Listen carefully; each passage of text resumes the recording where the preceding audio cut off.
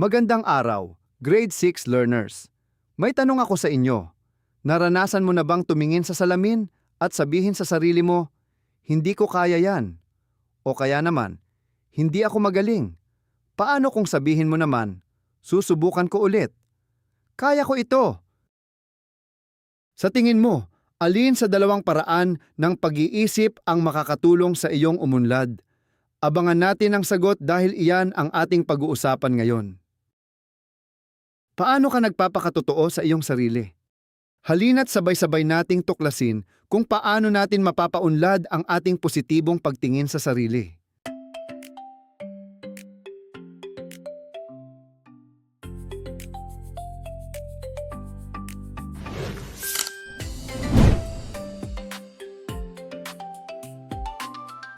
Sa ating nakaraang aralin, natutuhan natin na ang bawat tao ay natatangi at may dignidad. Ngayon naman, pag-aaralan natin kung paano natin mapapalakas ang ating pagtitiwala sa sarili at kung bakit mahalagang magkaroon ng positibong pagtingin sa ating pagkatao. Sa pagtatapos ng aralin, inaasahang matutukoy mo ang mga paraan ng paglinang ng positibong pagtingin sa sarili. Maipaliliwanag mo kung bakit tungkulin ng bawat isa ang pagpapaunlad nito. Maisasabuhay mo ang mga paraang makatutulong sa iyong paglago bilang isang mabuting tao. Mga bata, alam ba ninyo na kayo ay isang obra maestra? Kapag sinabi nating obra maestra, ito ay isang napakagandang likha. At bilang tao, ikaw ay isang natatangi at mahalagang nilalang. Mayroon kang mga katangian, kakayahan, talento, at pagpapahalaga na nagpapabukod tangi sa iyo.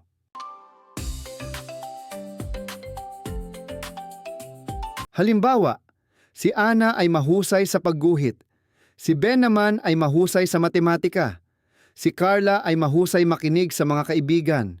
Magkakaiba sila ng talento, ngunit lahat sila ay mahalaga.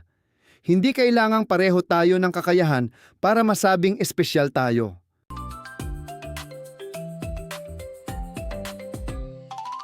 Isipin mo ang sarili mo bilang isang bituin. Anong star quality ang mayroon ka? Pause muna ang video at isipin ang iyong sagot.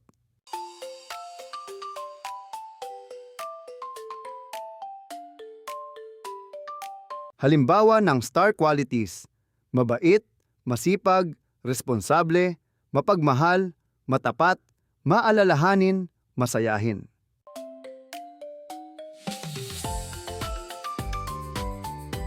Nakaisip ka na ba?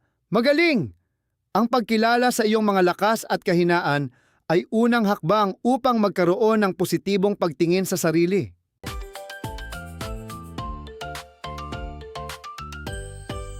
Ngayong alam na nating espesyal tayo, alamin naman natin kung ano ang positibong pagtingin sa sarili.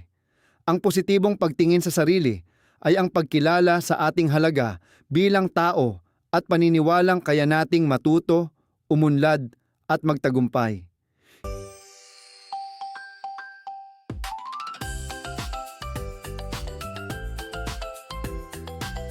Hindi ibig sabihin nito na perpekto tayo.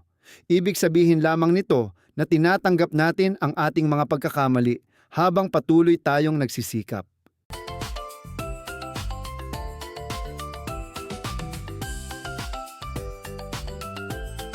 Narito ang paghahambing ng negatibong pananaw at positibong pananaw. Negatibong pananaw, hindi ko kaya. Magaling sila, mahina ako. Nagkamali ako, susuko na ako. Positibong pananaw, kaya ko ito kung magsisikap ako. Matututo rin ako. Nagkamali ako pero susubukan ko ulit. Halimbawa, mababa ang nakuha mong marka sa pagsusulit. Ano ang maaari mong sabihin? Kung negatibo, mahina talaga ako. Pero kung positibo, hindi man mataas ang marka ko ngayon, maaari pa akong mag-aral at bumawi. Napansin ba ninyo ang kaibahan? Ang positibong pananaw ay nagbibigay ng pag-asa at lakas ng loob.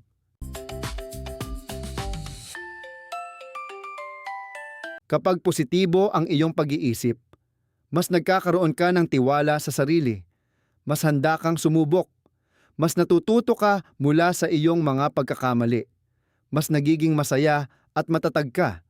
Kaya mahalagang tungkulin ng bawat isa na linangin ang positibong pagtingin sa sarili.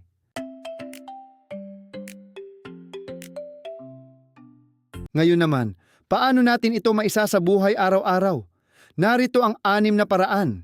Una, kilalanin at pahalagahan ang iyong sarili.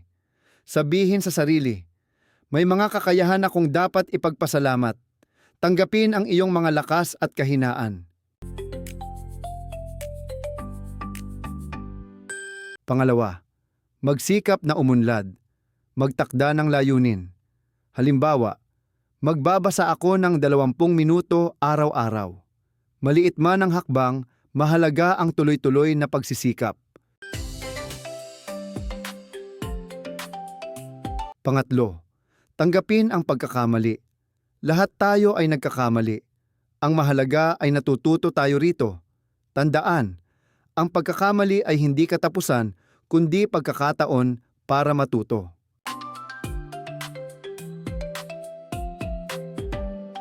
Pang-apat, magkaroon ng positibong pananaw. Kaya ko ito! Palitan ang negatibong kaisipan ng positibong salita. Sa halip na, hindi ko kaya. Sabihin, susubukan ko hanggang matutunan ko. Panglima, makipag-ugnayan sa mga sumusuporta sa iyo. Makipag-usap sa iyong pamilya, guro, at mabubuting kaibigan.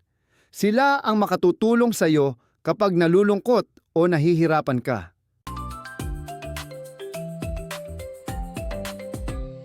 Ika-6, patuloy na matuto.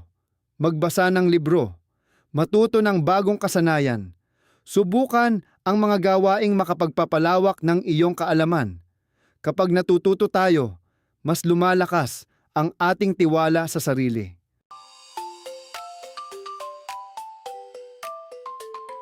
Bago tayo magtapos, balikan natin ang ating mahalagang tanong. Paano ka nagpapakatotoo sa iyong sarili?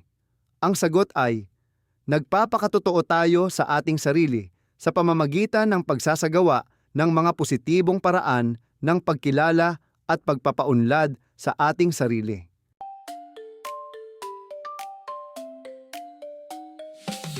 Tandaan, kilalanin ang iyong kakayahan. Tanggapin ang iyong kahinaan. Magsikap na umunlad. Mag-isip ng positibo. Makinig sa mga taong sumusuporta sa iyo. Huwag tumigil sa pagkatuto. Bilang pagtatapos, gusto kong sagutin ninyo ang tanong na ito sa comment section o sa inyong kwaderno. Ano ang isa mong star quality at paano mo ito higit pang pauunlarin? Isulat ang inyong sagot at ibahagi ito sa inyong guro o kaklase. Kung may natutuhan ka sa araling ito, huwag kalimutang i-like, i-share at i-subscribe ang ating channel para sa iba pang grade 6 video lessons. Maraming salamat sa pakikinig. Ako ay natatangi. Ako ay mahalaga. Kaya kong umunlad araw-araw. Paalam at mabuhay. Ngayon naman upang mas lalo pa nating makilala at mapaunlad ang ating sarili, gawin natin ang mga sumusunod na gawain.